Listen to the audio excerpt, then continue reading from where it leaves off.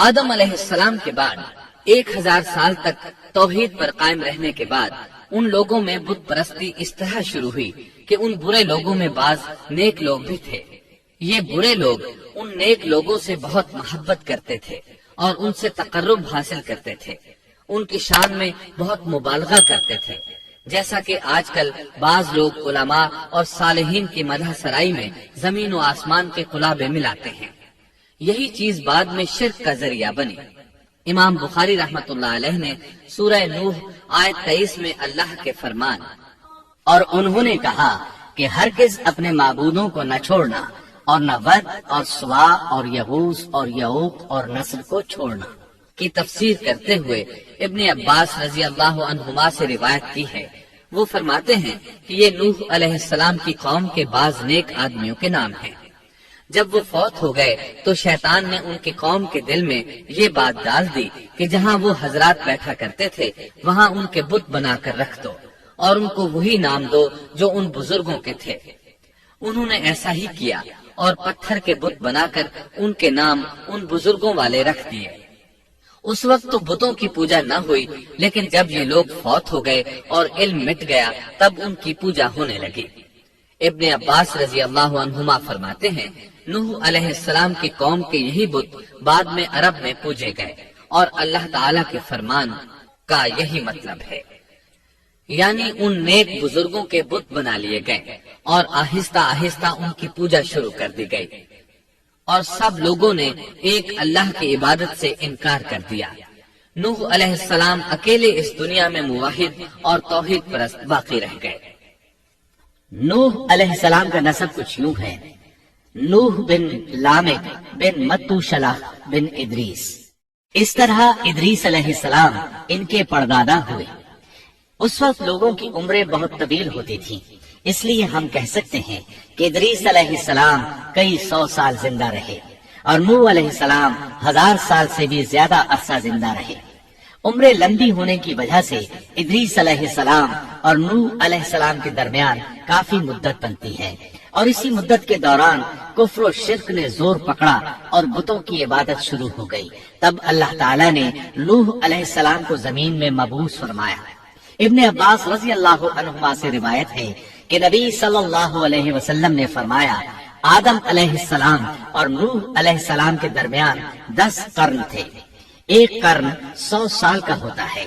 آدم علیہ السلام کے 1000 سال بعد تک لوگ توحید پر قائم رہے، پھر آہستہ آہستہ شیطان نے انہیں شرک کے راستے پر ڈال دیا، شرک عام ہو گیا، ایک اللہ کی عبادت بالکل ختم ہو کر رہ گئی۔ تب اللہ نے نوح علیہ السلام کو مبعوث فرمایا، انہوں نے اللہ کی طرف دعوت دی، انہوں نے بہت مشقت اٹھائی، جیسا کہ سورہ نوح میں اللہ فرماتے ہیں اللہ تعالیٰ بخشش اور رحم کرنے والے کے نام سے شروع کرتا ہوں۔ یقیناً ہم نے نوح کو ان کی قوم کی طرف بھیجا کہ اپنی قوم کو ڈراؤ اور خبردار کر دو اس سے پہلے کہ ان کے پاس دردناک عذاب آ جائے۔ نوح نے کہا اے میری قوم، میں تمہیں صاف صاف ڈرانے والا ہوں کہ تم اللہ کی عبادت کرو اور اس سے ڈرا کرو اور میرا کہنا مانو، تو وہ تمہارے گناہ بخش دے گا اور تمہیں ایک وقت مقررہ تک چھوڑ دے گا۔ یقیناً اللہ کا وعدہ جب آ جاتا ہے تو موقوف نہیں ہوتا، کاش تمہیں سمجھ ہوتی۔ نوح علیہ السلام تبلیغ کے سلسلے میں سخت محنت کرتے، دن رات لوگوں کے گھروں اور ان کے اجتماعات میں جا جا کر انہیں دعوت دیتے۔ آپ انہیں اعلانیہ اور پوشیدہ طور پر دعوت دیتے، یہاں تک کہ دعوت دیتے دیتے انہیں 950 سال گزر گئے، لیکن سوائے چند لوگوں کے کوئی ایمان نہ لایا۔ تب انہوں نے اللہ سے دعا کی اے میرے اللہ، میں نے اپنی قوم کو دن رات تیری طرف بلایا، لیکن میرے بلانے سے یہ اور زیادہ بھاگنے لگے۔ انہوں نے اپنے کانوں میں انگلیاں ٹھونس لی، اپنے اوپر کپڑے اوڑھ لیے اور کہنے لگے ہم تیری شکل دیکھنا نہیں چاہتے۔ میرے اللہ، یہ لوگ تیری باتیں سننا پسند نہیں کرتے۔ میں نے پھر بھی ان سے کہا اپنے مالک سے بخشش طلب کرو، وہ بڑا بخشنے والا ہے۔ اس وقت نوح علیہ السلام کی قوم میں ایک بادشاہ تھا، وہ بہت مغرور تھا۔ وہ قوم سے کہنے لگا نوح کی باتوں پر کان نہ دھرنا اور نہ اس سے بحث کرنا، یہ جو کرتا ہے اسے کرنے دو، تم اپنے بتوں کی پوجا پر ڈٹے رہو۔ چنانچہ لوگوں نے نوح علیہ السلام کی باتوں کی طرف سے کان بند کر لیے۔ اپنے بادشاہ کی بات پر عمل کرنے لگے۔ تب نوح علیہ السلام نے اللہ سے فریاد کی، اے پروردگار، یہ میرا کہنا نہیں مانتے، ان لوگوں کی سنتے ہیں جن کی اولاد اور مال نے انہیں فائدہ تو نہ دیا، الٹا نقصان پہنچایا، اور انہوں نے میرے ساتھ بڑا داؤ کیا، یعنی دوسروں کو میرے درپے کر دیا، خود بھی مجھے ستانے میں کوئی کسر نہ چھوڑی، اور آپس میں ایک دوسرے سے کہنے لگے اپنے دیوتاؤں کو نہ چھوڑنا، نہ ود اور نہ سوا اور نہ یغوث اور نہ یعوق اور نہ نصر کو چھوڑنا۔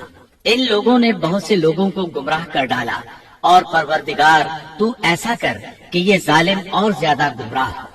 اس طرح نوح علیہ السلام نے 950 سال دن رات لوگوں کو اللہ کی طرف بلایا، لیکن اتنے طویل عرصہ میں صرف 80 کے قریب لوگ مسلمان ہوئے، اور ان ایمانداروں کی اکثریت فقراء، مساکین، ناتواں اور غلام قسم کے لوگوں پر مشتمل تھی، جن کی معاشرے میں کوئی حیثیت نہیں ہوتی۔ مشکل سے 10 ایماندار ایسے ہوں گے جو شرف و جاہ کے مالک ہوں گے۔ چنانچہ نوح علیہ السلام کے مغرور سرداروں نے جب اس صورتحال کو دیکھا تو اکٹھے ہو کر نوح علیہ السلام کے پاس آئے اور کہنے لگے، اے نوح، ہم چاہتے ہیں تیری باتیں سنیں اور لوگوں کو بھی تیری باتیں سننے کی ترغیب دیں اور سب تجھ پر ایمان لے آئیں، لیکن اس سے پہلے ہماری ایک شرط ہے، یہ کہ آپ کے حلقے میں جو یہ ذلیل اور حقیر لوگ آ گئے ہیں انہیں دھکے دے کر اپنے پاس سے نکال دے، اس لیے کہ ہم اپنی قوم کے سردار، چودھری اور مقام و مرتبے والے لوگ ہیں، اس لیے ہم ان فقیر لوگوں کے پاس نہیں بیٹھ سکتے۔ اگر آپ انہیں نکال دیتے ہیں تو ہم ایمان لے آئیں گے۔ اللہ تعالیٰ نے نوح علیہ السلام کی قوم کے ان سرداروں کی تردید سورہ ہود آیات 27 تا 21 میں کی ہے۔ اللہ تعالیٰ فرماتے ہیں، کافر سردار نوح سے کہنے لگے ہم تو یہی دیکھتے ہیں کہ تو ہماری طرح ایک آدمی ہے، اور یہ بھی دیکھتے ہیں کہ صرف ان لوگوں نے تیری پیروی کی ہے جو ہم میں رذیل ہیں، وہ بھی اوپر کی عقل سے، اور ہم تو تمہیں کسی بات میں اپنے سے زیادہ نہیں پاتے بلکہ تمہیں جھوٹا خیال کرتے ہیں۔ نوح نے کہا، اے سردارو، بتلاؤ تو صحیح، اگر میں اپنے رب کی طرف سے جو دلیل آئی ہے اس پر قائم ہوا اور اس نے اپنی مہربانی سے مجھے سرفراز کیا اور تم سے وہ چھپی رہی تو کیا زبردستی میں اسے تمہارے سر منڈ دوں گا، حالانکہ تم اس سے بیزار ہو۔ میری قوم والو، میں تم سے اس پر کوئی مال نہیں مانگتا، میرا ثواب تو صرف اللہ تعالیٰ کے ہاں ہے، نہ میں ایمانداروں کو اپنے پاس سے نکال سکتا ہوں، انہیں اپنے رب سے ملنا ہے، لیکن میں دیکھتا ہوں کہ تم لوگ جہالت کی بات کر رہے ہو۔ میری قوم کے لوگوں، اگر میں ان مومنوں کو اپنے پاس سے نکال دوں تو اللہ کے مقابلے میں میری مدد کون کر سکتا ہے؟ کیا تم کچھ بھی غور و فکر نہیں کرتے؟ میں تم سے یہ نہیں کہتا کہ میرے پاس اللہ کے خزانے ہیں اور میں غیب کا علم بھی نہیں رکھتا، نہ میں یہ کہتا ہوں کہ میں کوئی فرشتہ ہوں، نہ میرا یہ قول ہے کہ جن پر تمہاری نگاہیں ذلت سے پڑ رہی ہیں اللہ تعالیٰ انہیں کوئی نعمت دے گا ہی نہیں، ان کے دل میں جو ہے اللہ اسے بخوبی جانتا ہے۔ اگر میں ایسی بات کہوں تو یقیناً میرا شمار ظالموں میں سے ہوگا۔ اس پر نوح علیہ السلام کی قوم اور اکڑ گئی اور وہ کہنے لگے، اے نوح، بس بہت ہو گیا، تو نے ہمیں بہت ڈرا دھمکا دیا، اب اگر تو سچا ہے تو جس چیز کا وعدہ تو ہم سے کرتا تھا اس کو لے آ۔ نوح علیہ السلام نے ان کی بات سن کر کہا، عذاب لانا تو اللہ کا کام ہے، اللہ کو کوئی عاجز نہیں کر سکتا، اور جب اس کا عذاب آ جائے گا تو کوئی بھاگ نہیں سکے گا۔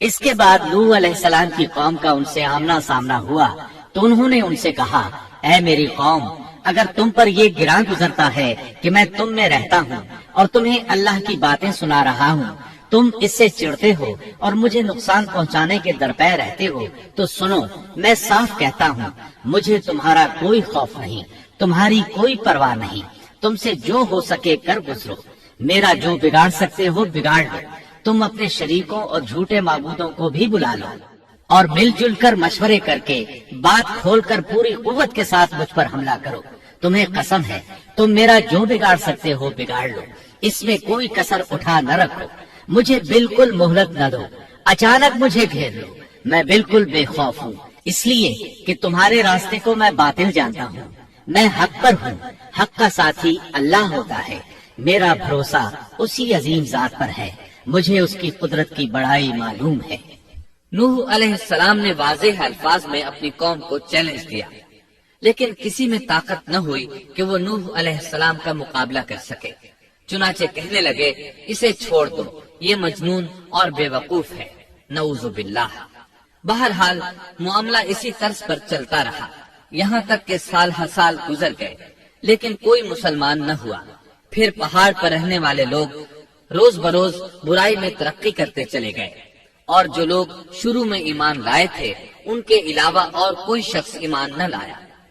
نوح علیہ السلام انہیں مسلسل دعوت دیتے رہے مگر بے اثر، یہاں تک کہ اللہ تعالیٰ نے نوح علیہ السلام کی طرف وحی کی کہ اب کوئی شخص ایمان نہیں لائے گا۔ اللہ تعالیٰ سورہ ہود میں فرماتے ہیں، نوح کی طرف وحی کی گئی کہ آپ کی قوم میں سے جو ایمان لا چکے ہیں ان کے سوا اور کوئی اب ایمان نہیں لائے گا، بس آپ ان کے کاموں پر غمگین نہ ہوں۔ مطلب یہ تھا کہ آپ غم نہ کریں، اللہ کا حکم اب پورا ہونے والا ہے۔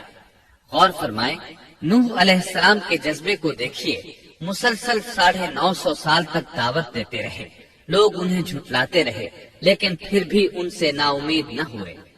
اب جب کہ اللہ کی طرف سے وحی آ گئی کہ ان میں سے اور کوئی ایمان نہیں لائے گا اور کسی میں طاقت نہیں کہ انہیں ہدایت عطا فرمائے، تو نوح علیہ السلام نا امید ہو گئے اور انہوں نے اپنی قوم پر بد دعا کی۔ اس کا ذکر اللہ تعالیٰ نے سورہ نوح آیات 26 تا 28 میں کیا ہے۔ نوح نے کہا، اے میرے پروردگار، تو روئے زمین پر کسی کافر کو رہنے سہنے والا نہ چھوڑ، اگر تو انہیں چھوڑے گا تو یہ یقیناً تیرے اور بندوں کو بھی گمراہ کر دیں گے، اور ان کے ہاں جو اولاد ہوگی وہ بھی بدکار ناشکرے ہوں گے۔ اے میرے پروردگار، تو مجھے اور میرے ماں باپ کو اور جو بھی ایماندار ہو کر میرے گھر آئے اور تمام مومن مردوں اور عورتوں کو بخش دے، اور کافروں کو سوائے ہلاکت کے اور کچھ نہ دے۔ اللہ تعالیٰ فرماتے ہیں کہ جب نوح علیہ السلام نے ہمیں مدد کے لیے پکارا تو پھر ہم نے اس کی مدد کی اور اسے ایک بڑی کشتی بنانے کی وحی کی، لیکن نوح علیہ السلام نہیں جانتے تھے کہ وہ اتنی بڑی کشتی کیسے بنائے، اور نہ ہی وہ بڑھئی تھے کہ اس کام سے واقف ہوتے۔ اس لیے اللہ تعالیٰ نے ان کی طرف یہ وحی کی کہ ہماری آنکھوں کے سامنے اور ہماری وحی کے مطابق ایک کشتی تیار کرو۔ اللہ نے وحی کے ذریعے ان کی رہنمائی کی کہ وہ اس طرح کریں، اور مزید تعلیم کے لیے جبرائیل علیہ السلام کو بھیج دیا۔ وہ انہیں بتلاتے گئے کہ اس طرح کشتی تیار کرو۔ نوح علیہ السلام ایک پہاڑ پر رہتے تھے، ان کے ارد گرد درخت نہیں تھے، نہ پانی تھا، چنانچہ انہوں نے بہت سے درخت اگائے، پھر ان کو کاٹا اور پہاڑ پر بیٹھ کر کشتی تیار کرتے رہے۔ آپ بڑے بڑے تختے بناتے اور لوہا لاتے اور ان سے کیل تیار کرتے، پھر ان کیلوں کو تختوں میں ٹھوکتے، آپس میں ان تختوں کو ملاتے، یہاں تک کہ ایک بہت بڑی مضبوط اور دیو ہیکل کشتی تیار ہو گئی۔ ایک روایت کے مطابق نوح علیہ السلام نے اس کو 100 سال میں تیار کیا۔ یہ تھی وہ کشتی جسے نوح علیہ السلام نے اللہ کی ہدایت کے مطابق تیار کیا تھا۔ سورۃ القمر آیت 13 میں ارشاد ہوتا ہے، اور ہم نے نوح کو اس کشتی میں سوار کیا جو تختوں اور کیلوں سے بنی ہوئی تھی۔ نوح علیہ السلام نے دعوت کا کام چھوڑ دیا اور کشتی بنانے لگے۔ وہ لوگ جب انہیں کشتی بناتے دیکھتے تو ان کا مذاق اڑاتے، کہتے، نوح پہلے تو نبی تھا، اب بڑھئی بن گیا۔ مزید کہتے، یہ کیسا مجنون ہے کہ پہاڑ پر کشتی بنا رہا ہے۔ تعجب ہے اس پر۔ اللہ نے ان کافروں کے مذاق کا ذکر سورہ ہود آیات 38 اور 39 میں کیا ہے۔ نوح کشتی بنانے لگے، اس کی قوم کی جو جماعت اس کے پاس سے گزرتی وہ اس کا مذاق اڑاتی۔ وہ کہتے، اگر تم ہمارا مذاق اڑاتے ہو تو ہم بھی تم پر ایک دن ہنسیں گے، جیسے تم مسخرہ پن کر رہے ہو۔ تمہیں بہت جلد معلوم ہو جائے گا کہ کس پر عذاب آتا ہے، جو اسے رسوا کرے اور اس پر ہمیشہ کا عذاب اتر آئے۔ اس کشتی کا حلیہ ابن عباس رضی اللہ عنہما سے ایک روایت میں یوں آیا ہے۔ وہ بیان کرتے ہیں کہ نوح علیہ السلام نے پہاڑ پر ایک کشتی تیار کی اور اسے تارکول سے لت پت کیا۔ اسی وقت سے تارکول کا ظہور ہوا۔ اس کشتی کا طول 300 گز، اونچائی 30 گز اور عرض 50 گز تھا۔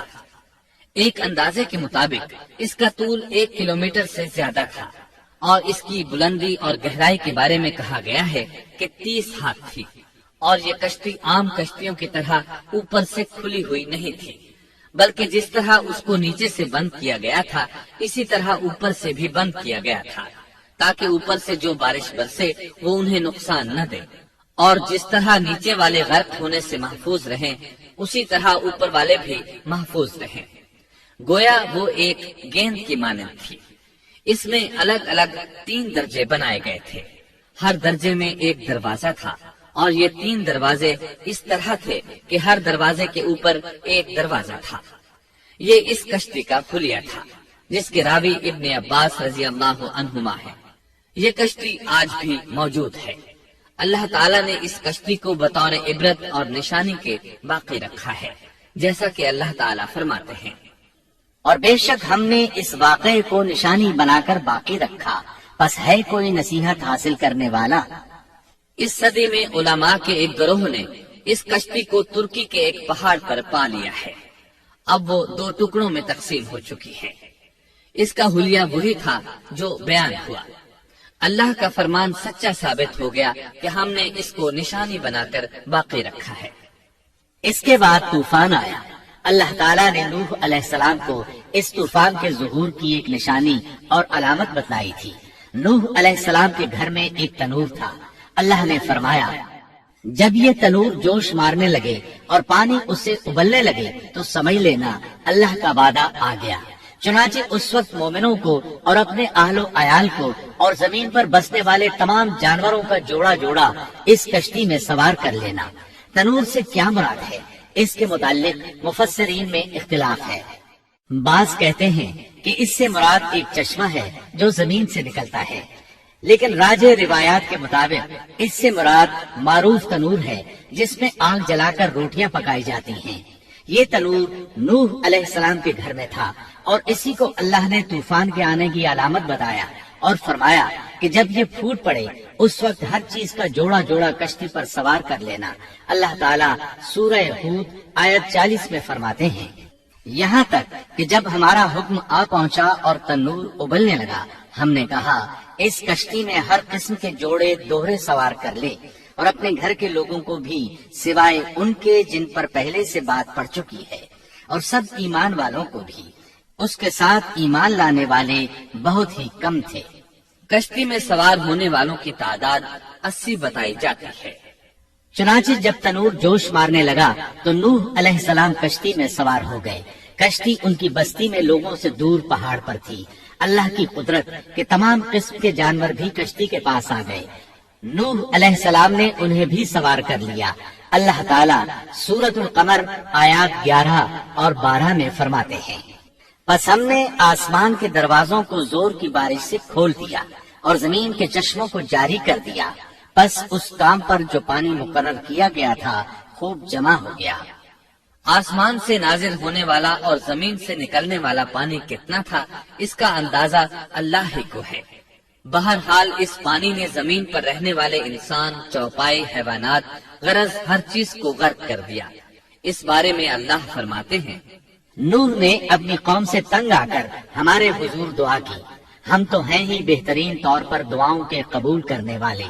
فوراً ان کی دعا قبول کر لی اور اس تکلیف اور ایذا سے انہیں بچا لیا جو انہیں کفار سے روزمرہ پہنچ رہی تھی، اور ان کی اولاد کو ہم نے باقی رہنے والی بنا دیا، یعنی انہی کی اولاد سے پھر سے دنیا آباد ہوئی، کیونکہ صرف وہی لوگ بچے تھے جو کشتی پر سوار تھے، اور ہم نے ان کا ذکر خیر پچھلوں میں باقی رکھا۔ نوح علیہ السلام پر تمام جہانوں میں سلام ہو۔ ہم نیکی کرنے والوں کو اسی طرح بدلے دیتے ہیں، وہ ہمارے ایماندار بندوں میں سے تھا۔ پھر ہم نے باقی سب کو غرق کر دیا۔ اللہ مزید فرماتے ہیں، جب پانی میں طغیانی آ گئی تو اس وقت ہم نے تمہیں کشتی میں چڑھا لیا تاکہ اس کو تمہارے لیے نصیحت اور یادگار بنا دیں، تاکہ یاد رکھنے والے کان اس کو یاد رکھیں۔ یعنی پانی اتنا زیادہ ہو گیا کہ اس سے تمام شہر، بستیاں، انسان اور جانور غرق ہو گئے، یہاں تک کہ پانی بلند پہاڑوں سے بھی اونچا ہو گیا اور اتنے بلند پانی پر یہ کشتی نوح علیہ السلام اور ان کے ساتھیوں کو اپنے دامن میں سمیٹے اللہ کے حکم سے اور اس کی حفاظت میں پہاڑ کی طرح رواں دواں تھی، ورنہ اتنے طوفانی پانی میں کشتی کی حیثیت ہی کیا ہوتی ہے۔ نوح علیہ السلام کشتی میں سوار ہوئے اور انہوں نے اپنے ساتھیوں کو حکم دیا کہ وہ یہ دعا پڑھیں، اللہ ہی کے نام سے اس کشتی کا چلنا اور ٹھہرنا ہے، یقیناً میرا پالنے والا بڑی بخشش اور رحم والا ہے۔ یہی اللہ کا حکم آپ کو تھا کہ جب تم اور تمہارے ساتھی ٹھیک طرح بیٹھ جاؤ تو کہنا، سب تعریف اللہ ہی کے لیے ہے جس نے ہمیں ظالم لوگوں سے نجات عطا فرمائی، اور کہنا کہ اے میرے رب مجھے بابرکت اتارنا اور تو ہی بہتر اتارنے والا ہے۔ اللہ تعالیٰ نوح علیہ السلام کو نصیحت کر رہے ہیں کہ اللہ آپ کو اور آپ کے اہل کو نجات عطا فرمائیں گے۔ کشتی میں نوح علیہ السلام کے کافر بیٹے کے علاوہ تمام گھر والے سوار تھے۔ آپ کے کافر بیٹے کا نام کنعان تھا، وہ ایک طرف کھڑا تھا۔ نوح علیہ السلام نے اسے پکارا، میرے بیٹے اس کشتی میں آ جا اور کافروں کا ساتھی نہ بن، لیکن اس بدبخت نے کہا، میں ابھی کسی پہاڑ کی چوٹی پر پناہ لے لوں گا جو مجھے اس پانی سے بچائے گی۔ نوح علیہ السلام نے کہا، آج اللہ کے حکم سے کوئی بچانے والا نہیں مگر وہی جس پر اللہ رحم کرے۔ باپ اور بیٹے کے درمیان یہ گفتگو جاری تھی کہ ایک طوفانی موج نے اسے اپنی زد میں لے لیا اور اسے غرق کر دیا۔ نوح علیہ السلام سے اللہ نے وعدہ کر رکھا تھا کہ اللہ تعالیٰ اس کے اہل کو نجات عطا فرمائے گا۔ چنانچہ جب آپ کی آنکھوں کے سامنے آپ کا بیٹا غرق ہو گیا تو وہ پکار اٹھے، اے اللہ میرا بیٹا میرے گھر والوں میں سے تھا اور تو نے مجھ سے وعدہ کیا تھا کہ میرے گھر والوں کو نجات عطا فرمائے گا، اور تو تمام حاکموں سے بہتر حاکم ہے، لہذا ناممکن ہے کہ تیرا وعدہ پورا نہ ہو۔ واضح ہو کہ نوح علیہ السلام کا اپنے بیٹے کے بارے میں بات کرنا بطور استفسار تھا، بطور بحث نہیں تھا۔ آپ وضاحت چاہتے تھے۔ اللہ تعالیٰ نے فرمایا، اے نوح وہ تیرے اہل سے نہیں تھا کیونکہ وہ کافر تھا۔ کفر نسب کو ختم کر دیتا ہے۔ ایک مومن کا دوسرے مومن سے تعلق ایک مسلمان بھائی کے کافر بھائی سے تعلق سے زیادہ بڑا ہے، اور حقیقی اخوت وہ ہے جس کی بنیاد ایمان پر ہو۔ کفر تو نسبی تعلق کو کاٹ دیتا ہے، اس لیے اللہ نے یہ نہیں فرمایا کہ وہ کافر ہے، بلکہ یہ فرمایا کہ وہ تیرے اہل سے نہیں ہے۔ ہمارے لیے بھی یہی حکم ہے، کسی مومن کا کافر کے ساتھ رشتہ نہیں ہو سکتا۔ اس کے ساتھ اللہ نے نوح علیہ السلام کو نصیحت فرمائی کہ آپ ہرگز وہ چیز نہ مانگے جس کا آپ کو مطلقاً علم ہی نہ ہو، اور ہم آپ کو نصیحت کرتے ہیں کہ جاہلوں میں اپنا شمار کرانے سے باز رہیں۔ جب نوح علیہ السلام یہ بات جان گئے کہ ان کا سوال واقعے کے مطابق نہیں تھا تو فوراً اس سے رجوع کر لیا اور اللہ تعالیٰ سے اس کی رحمت اور مغفرت کے طالب ہوئے۔ اس موقع پر انہوں نے دعا کی۔ نوح علیہ السلام نے کہا، اے میرے پروردگار میں تیری ہی پناہ چاہتا ہوں اس بات سے کہ تجھ سے وہ مانگوں جس کا مجھے علم ہی نہ ہو۔ اگر تو مجھے نہ بخشے گا اور تو مجھ پر رحم نہیں کرے گا تو میں خرابی والوں میں ہو جاؤں گا۔ یہ دعا انہوں نے مانگی۔ اپنے بیٹے کے متعلق سوال کے علاوہ نوح علیہ السلام نے اللہ تعالیٰ کی کوئی نافرمانی نہیں کی اور نہ اپنے نفس پر کسی نافرمانی کو شمار کیا۔ کشتی نوح علیہ السلام اور ان کے ساتھیوں کو لیے پانی کی موجوں پر بلند ہو رہی تھی، اور زمین پر موجود ہر چیز، انسان، حیوانات، چوپائے، پرندے غرق ہو چکے تھے۔ ان میں کوئی بھی باقی نہیں بچا تھا۔ اگر کوئی زندہ بچا تھا تو کشتی والے۔ ابن عباس رضی اللہ عنہما سے روایت ہے کہ نوح علیہ السلام اور ان کے ساتھی 6 ماہ کشتی میں رہے، اور بعض روایات میں یہ بھی ہے کہ وہ محرم کی 10 تاریخ کو کشتی سے نیچے اترے۔ آخر اللہ کے حکم سے طوفان رک گیا۔